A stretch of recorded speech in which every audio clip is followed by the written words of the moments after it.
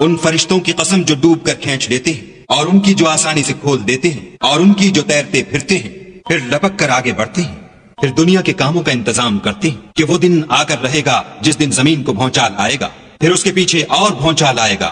اس دن لوگوں کے دل خائف ہو رہے ہوں گے اور آنکھیں جھکی ہوئی۔ کافر کہتے ہیں کیا ہم الٹے پاؤں پھر لوٹیں گے؟ بھلا جب ہم کھوکھلی ہڈیاں ہو جائیں گے تو پھر زندہ کیے جائیں گے؟ کہتے ہیں کہ یہ لوٹنا تو موجب زیاں ہے، وہ تو صرف ایک ڈانٹ ہوگی۔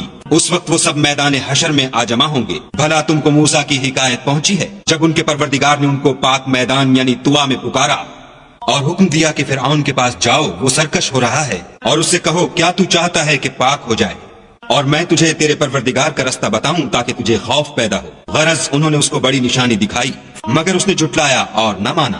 پھر لوٹ گیا اور تدبیریں کرنے لگا اور لوگوں کو اکٹھا کیا اور پکارا، کہنے لگا کہ تمہارا سب سے بڑا مالک میں ہوں۔ تو خدا نے اس کو دنیا اور آخرت دونوں کے عذاب میں پکڑ دیا۔ جو شخص خدا سے ڈر رکھتا ہے اس کے لیے اس قصے میں عبرت ہے۔ بھلا تمہارا بنانا مشکل ہے یا آسمان کا؟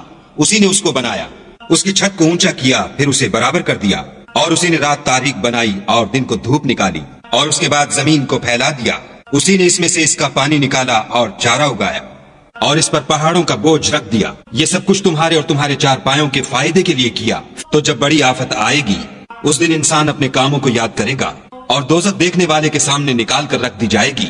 تو جس نے سرکشی کی اور دنیا کی زندگی کو مقدم سمجھا اس کا ٹھکانہ دوزخ ہے، اور جو اپنے پروردگار کے سامنے کھڑے ہونے سے ڈرتا اور جی کو خواہشوں سے روکتا رہا اس کا ٹھکانہ بہشت ہے۔ اے پیغمبر صلی اللہ علیہ وآلہ وسلم، لوگ تم سے قیامت کے بارے میں پوچھتے ہیں کہ اس کا وقوع کب ہوگا، سو تم اس کے ذکر سے کس فکر میں ہو؟ اس کا منتہا یعنی واقع ہونے کا وقت تمہارے پروردگار ہی کو معلوم ہے۔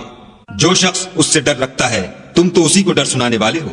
جب وہ اس کو دیکھیں گے تو ایسا خیال کریں گے کہ گویا دنیا میں صرف ایک شام یا صبح رہے تھے۔